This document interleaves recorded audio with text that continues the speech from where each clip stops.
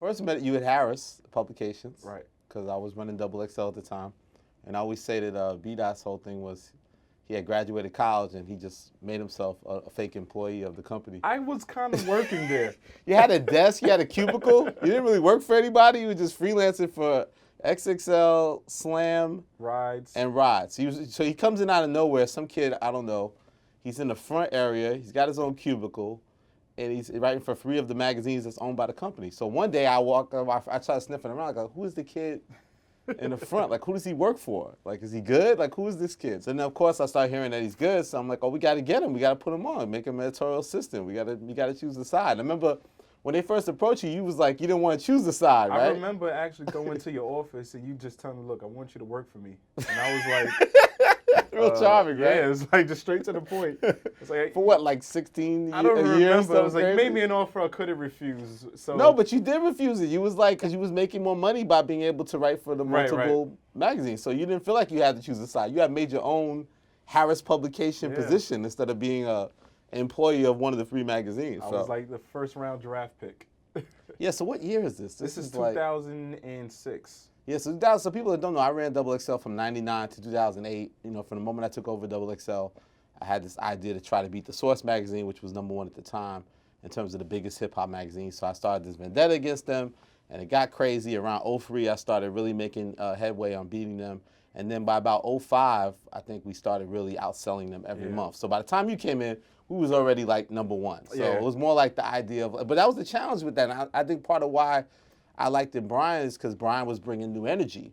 Here's some kid from Queens, from my hometown, who loves hip hop, and he's part of something that he knows is successful, but he wants to add to it. And I think that that's what was needed, because I always tell people, like, when you put a group of people together in a whether kind of business or team or magazine or even podcast, it's like chemistry, right? Absolutely. And you have a goal in mind of what you want to achieve, and then once you achieve it, I always say it's easy to motivate people when it's like to reach the goal, to climb the mountain. Right. Like, we all gonna go get him, and we're gonna win. We're gonna get to the top, and then no one says you could do it, so it just builds more adversity and more strength. Absolutely. But when you finally get there, that's the hardest part, because then you have to be the champion, and you have to reign. Like, you have to keep the title. Like, you Excellent. got to defend the title. I've learned that with this podcast, man. No, and that's why I think from B.Dot had that thing. I always, my memories of B.Dot from the time at XXL and worked together at first was he was the person in the meeting that wasn't afraid to, like, bring up a crazy point of view, a half an idea that may not be fully realized, but, you know, would find a way. Like, obviously when you're in big meetings with all senior people and junior people, the junior people are supposed to really be quiet and observant, but B.Dot would be polite, but then still at the end be able to get his idea off or his thoughts out. And I just thought, okay, this is a very bold dude. Like, what are your some memories of the very beginning? Like Those early days, I was just like bright-eyed, bushy-tailed, because I remember seeing you on VH1 and doing like White Rapper Show, a lot of TV things, and I was like, wow, this is the guy that writes the editorials that pisses off rappers and publicists. So it was kind of like a dream come true just to be amongst XXL, because like you said, it was the biggest publication at the time. Yeah. So I just wanted to be part of like the dream team. I thought that you were Phil Jackson and everyone else was just, you know, just playing their role. So with B.Dot, I guess, so from you started '06, you said? '06, yeah. So '06 to '08, so we had 2 great years of still being #1, of being dominant, of sort of changing the game. We started doing some online stuff because absolutely. the game had went to online, and then it ended up being a thing where I had a falling out of business. And yes. I wasn't too far behind. yeah, so basically my tenure ends, and then I had an idea to maybe start a website, and I had different moments where I was going to do it with different people, but by the time I really got the business together to do it, B.Dot had got letting go of his situation at the same publication. So it just worked out great, and I was like, wow. And it's funny because at first when I decided from XXL I wanted to do a website called Rap Radar, I didn't want to do it with somebody who I had worked with before. I had this idea that, like, I don't need nobody from there. It's all new people. It's a fresh start. Like, I'm not, But do you remember I'm not what looking happened? back. We ran into each other on the street, not too far from the old XXL office. I believe Yes. it was 23rd Street and 6th Avenue. Yeah, and I saw that as a sign. I definitely saw that as a sign. And I remember people telling me that you took it, like, really hard when I left, because I didn't say goodbye to the staff. I just left. And a lot of people, you know, everyone was shocked and had kind of remorse, but I feel like they said you was like maybe like a week later still kind of like stunned by it. And that meant a lot to me, because, you know, even now, like I say about our friendship, it's like we're respectful, but we're not like super close. We don't hang out every day. Like, we had our relationship's built on friendship and respect. But at that timing, I was like, but even though I did like you that way, I was like, I don't want to start with somebody I had worked with before, but it just ended up working out. So remember we had the big Queens Diner sit down. Yeah, Remember this? we went to Georgia Diner on Queens Boulevard and said, "Yeah, I want to start a website." And mind you, this is 2008, so it's right before the digital revolution embarks. So we go to the Georgia Diner. You sit me down, and you say, "Listen, I'm starting a website. We don't have a name for it." And we just didn't understand. I still didn't understand because it's like we come from such a print background to go into the web. It just didn't make sense. Yeah. So. But we jumped all in, and we was able to connect with the new generation of stars, whether it was like Kendrick Lamar or Drake or J. Cole, and that helped our site a lot. And so we started the site, rapradar.com, in 2009. And then I think the one thing that leads to the podcast is I always felt like with the website, we never had that platform branded Rap Radar where artists had to do interviews with us, where artists had to talk to us. Sometimes when you run a website, it's all about aggregation. So they'd be like, well, I'll just talk to Rolling Stone. You know, Right. Jay-Z will talk to Rolling Stone, then Rap Radar will run it on their website what he said to Rolling Stone, but it doesn't mean you have to sit down with Rap Radar. So I started getting frustrated by that, and I started creating my own entities like Crown to do interviews and things like that. But then it came back around to the idea of doing a podcast because I guess you had an idea first with Paul, right? Yeah, Paul Rosenberg was our first guest, and I just saw that the game was changing from people wanting to read an online review or interview, you know, the written form, the traditional form, to using the other senses. They want to hear the interview. They want to see the interview. So I felt, why not? Podcast is the next wave, and I saw you were doing with Crown, and the reception from that, it just seemed like an obvious. So the first ones we did, you actually did it yourself. I wasn't even on there. You interviewed like Paul Rosenberg, Tony Ayo, Little Boozy, and The Dream and Tricky Stewart. Yeah, and those were cool. And then it was like, then CBS approached us because I guess off the Paul one did good numbers or something, made a little noise, and that's when CBS first reached out. And then I was like, I wanted to get involved, and I don't know how we really figured out at first, like, well, why do we feel like, how it's going to work me and you doing it? I guess we just kind of jumped in, It just kind of, it was just organic. It took so long for the deal to close. And yeah. So then basically, to take place in November, it was around that Shady Greatest Hits project, which came out at the end of November. Right. So then in January, I think Byron Ward reached out to us at CBS, and then we didn't launch the podcast till August. So we had 7 months to kind of try to figure out what's going to make us different, like how we're going to fit into this landscape. You had other podcasts that existed. We heard about other podcasts that were going to come out too. Right. But I think our thing was like kind of when I went back and I cut the first promo, I was like, you know, it's Elliot Wilson, me, my partner B.Dot Miller. We got the great website. You know, now we're about to take over the podcast game. You know, like we're doing this. And we feel like our site is the most influential site and impactful. So we expect to do an influential and impactful podcast. The whole idea was that also our opinion matters more, the only opinion that matters. You know, things are just things I riffed, and I guess Seth cut it up and used it, made an amazing promo. And then, you know, I think what our approach to me in terms of the beginning of booking guests was what's relevant now. Like absolutely. We did YG at first, cause and J. Cole's manager Ibrahim, because they was on the Madison Square Garden tour, right? The day after the show, actually, that we got them to come on the podcast, the first and second episode. Because that was J. Cole's tour, right? Yeah, exactly. Sold out tour. Sold out Madison Square Garden. Can't get J. Cole. But you could get his manager. Get YG, get his manager. But no, just show that, because my thing is, I know that the audience loves to hear about classic artists, but if we like to have a current tie-in. So I think if you look at all our 50 episode bookings, it has a current tie-in, and then someone like even our last guest, Alicia Keys, has a current single that's hot. She's on SNL. That's the day after our podcast taping. But then you also can celebrate that and then go back and talk about her record with Kanye West and how amazing that was, and the video with Mos Def. So I love to tell the classic stories, and we had Biggs from Rockefeller, but the reason we had Biggs, Jay-Z's former partner at Rockefeller, is because he had a new clothing line. 4th of November. So it's always about that to us. Like, we have to stay in the now, and then we're able to pull back and do history. So I think that's kind of our secret. Yeah, it almost feels like the cover stories or the features from the XXL days really come into life. Yeah. It's like magazines are kind of an archaic medium that people don't even go to it much these days. So if people are on their way to work, they're on their commutes, they want to hear these interviews, they want to see the cover story, they want to hear from these stars. So I think that's what we do. We give the best. I think we build the platform. We're into breaking news. Like Angie Martinez came here to announce her book. First place she did 2 it. Chainz and Lil Wayne announcing their joint album. Yeah, 2 Chainz gave us the hint that he was going to do the album with Lil Wayne. Fat Joe, the whole beginning of the whole Remy Ma, Fat Joe, all the way up movement. L.A. Reid before his book came out. L.A. Reid before his book came out. So we're proud of that too. Like a lot of times, you know, you get caught up in the New York press runs where everybody does everything and comes to see us. But with our bookings, we always feel like it has to be special. And I think that's what's coming across. And I think that's why it's a successful podcast. And it feels like the artists are trusting us now. Like, you have to come to us. Before we were maybe an option. Now it's almost like a priority. Yeah, no, we're rejecting a lot of people.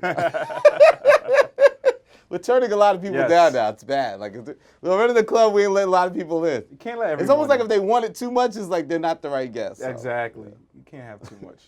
Well, after we tried the sample podcast we did, it was actually just B.Dot with Paul Rosenberg, my partner in Rap Radar. Byron reached out. He liked the episode. I think it did pretty good numbers of views, right? Yeah, it did pretty well. Yeah. Because Paul doesn't talk a lot. He so doesn't. It seemed like a big get. So I'm sure, hopefully in CBS's mind, it was like, well, these guys, could hopefully get big guests. Right. And a lot of, that's the thing too, is there's a lot of thresholds now of like artists, especially in hip hop, taking podcasts seriously. Like this is like, this isn't terrestrial radio, this isn't satellite radio, but this is a place that's a great platform for me to tell my story. So he reached out in January, I think, because that podcast came around like November, December. Yeah, it was late last year. But in typical Paul Rosenberg fashion, I love him. He's my partner. We love him to death. Things don't always move that fast. Absolutely So we 7 months, right? 7 months of planning and plotting. No wonder we're so good right now. It took 7 months to really launch the thing. And I think what we did was very different. We decided to launch in August. And a lot of podcasts follow this format because of advertising, where they pick a day of the week and they drop one episode every day at that time. And I was like, you know what? I don't want to do that. The reason I said I don't want to do that is because I come from like a magazine background where it's like I want to build the audience first, and then I want to fit an ad paradigm. Like I also want advertisers that believe in us and really want to make real commitment to us, not just little bits per episode. In that sense, I want real commitment. So even though it took 7 months to really get the podcast launched, it gave time to really analyze the market, see how things are moving. And I noticed in all the podcasts, podcasters pick a day of the week and they drop the episode at a certain time because it fits the ad paradigm. Advertisers appeal by that. And I was like, I don't think we should do that. I think we should do something different. Also because with a magazine background, my whole thing was always to kind of build the readership up first, like just cater to the reader. Like we're in this world where they want surprise releases. They want things instantly. Like you got to feed the monster. What if we get one twice a week? What if we drop 2 the same day? Like, let's have that flexibility. You don't know when the Rap Radar podcast is going to drop. That was a game changer. Yeah, so I think that changed it up, that we did that from jump. And I remember at the time, Meek Mill had Drake had the back-to-back record against Meek Mill. So I was like, we got to drop these 2 back-to-back. And I was like, and thankfully CBS Play let us do it. So our first 2 episodes was YG, who was on the J. Cole tour. Yeah. And we did Ibrahim Hamed, who's J. Cole's manager. So we did them both, and I was like, we could have done YG and then waited a week to drop Ib. That's whack. But I was like, if he's talking about a show that just happened the day before at Madison Square Garden, it's like, I want to hear both things. And instead of what we didn't do was, we didn't pair them together as one episode. We was like, okay, we're going to give you our first 2 episodes. Here they are. And then I think the next week we did another 2 in a row. And then, just the fact that, we dropped basically now our 50th episode. 50th.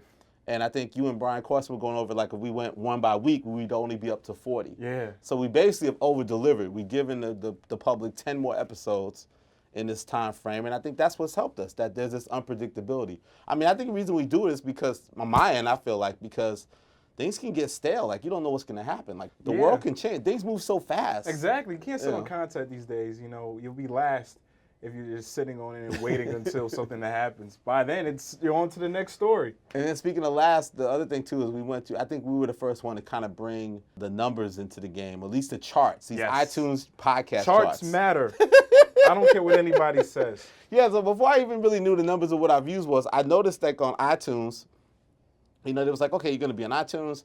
You got to encourage people to subscribe to your podcast. They should rate your podcast. They should give stars. And, like, I didn't fully understand that. Then I started to look, and I'm like, wait a minute. There's, like, a podcast chart. And it has, like, top podcasts and top episodes. And then there's a music category. And I was like, okay, cool. Like, I started to understand that. And then I remember that gets the first time we appeared, and I was like, you know what? I'm going to start sharing that with the people because they don't notice it, I don't think.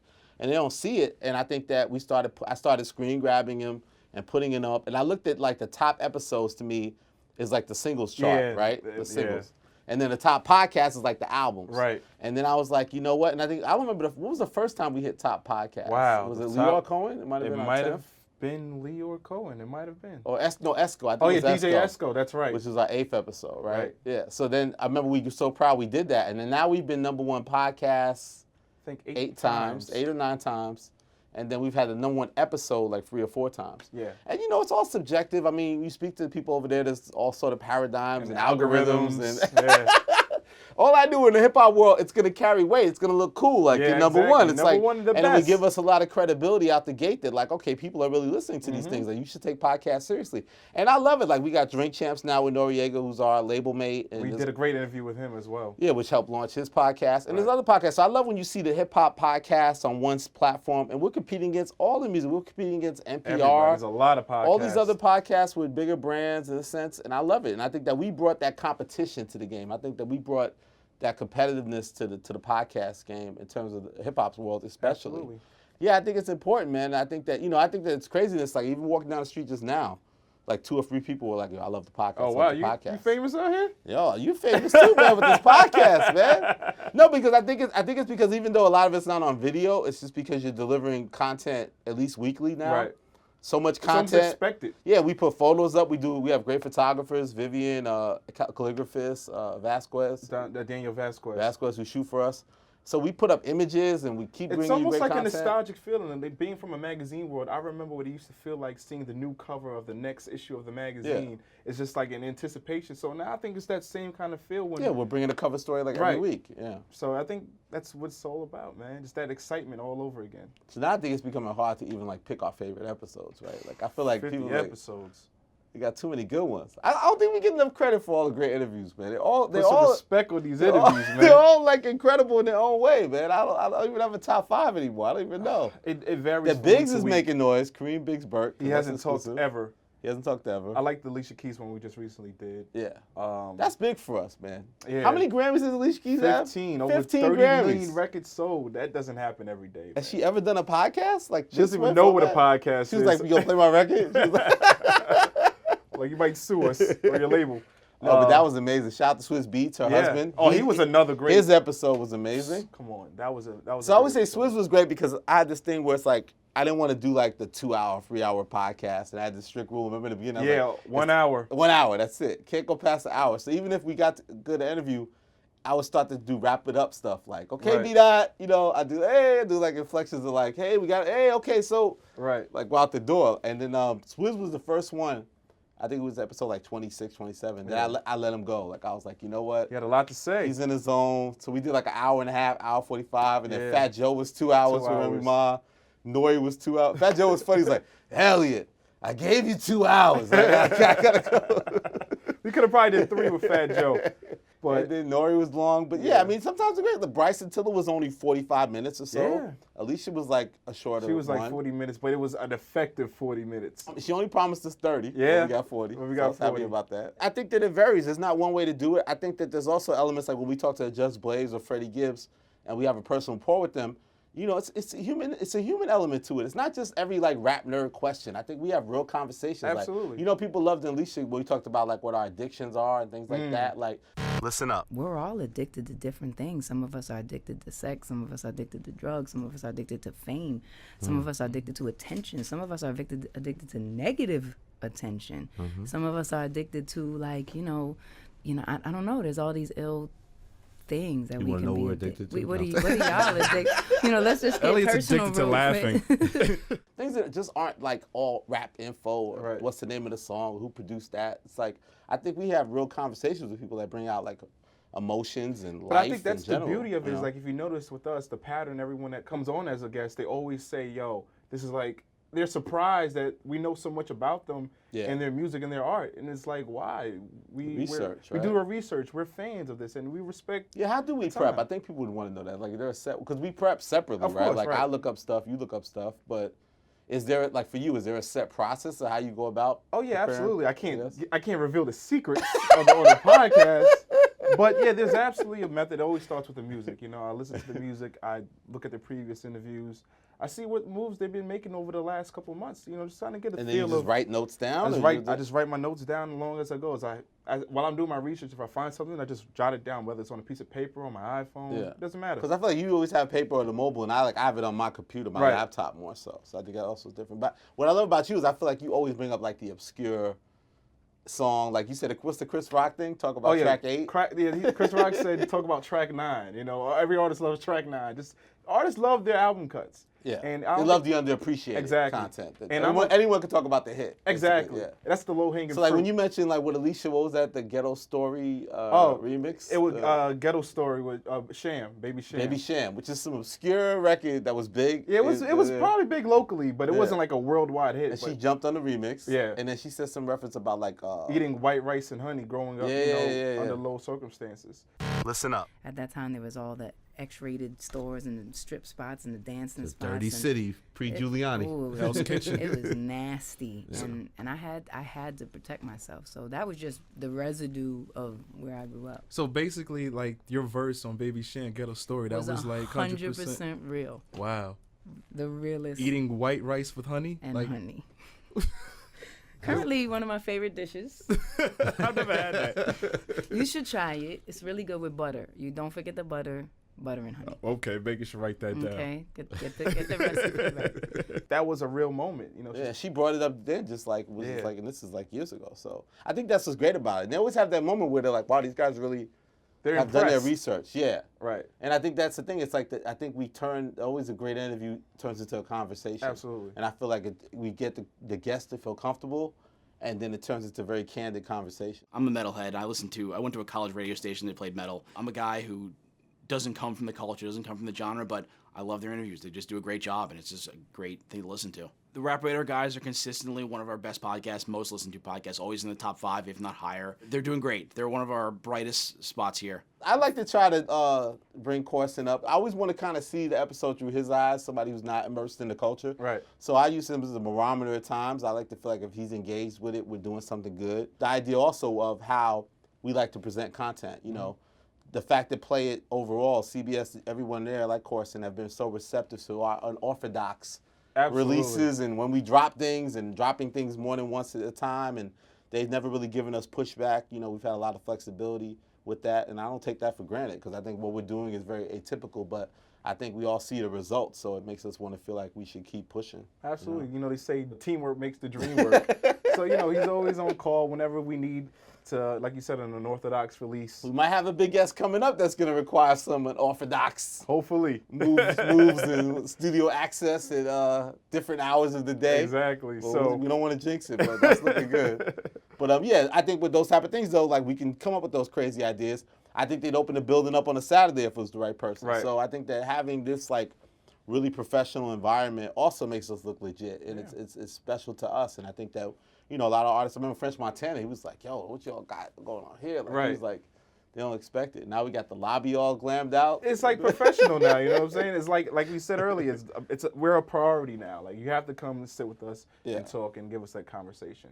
Yeah. Now I can't think of a better place than Play. And I'm not just saying that, but I just think that, you know, we definitely thought about who we would give the podcast to or who we would partner with. What I love about Road is, you know, I always think of Salt and Pepper. Like, Salt and Pepper had the coolest thing, because you know how MCs get on the mic and it's all mic control. Right. Salt and Pepper had a song that go, my mic sounds nice, check one. My mic sounds nice. Like, the vein of the baddest hip-hop is the live show where the mic's not good and the quality's not there and guys grabbing the mic, They got a cheap mic. You know, the mic is the weapon. Like, Absolutely. for what we do, the mic is the weapon. Road does it better than anybody. So I think it's amazing that they believe in us and we could have this relationship, because that's what it's about. Like the MC, what are we doing? Like hip hop, the whole anchor of the whole thing, our biggest instrument is the microphone. Our voice. That's what it always comes down to, the essence of it. Well, we have a quality podcast. We believe in the quality of our guests, and we need quality instruments. It's almost like the perfect sponsor for a perfect partnership with someone Absolutely. in the hip hop space, because again, the voice is the instrument, communication.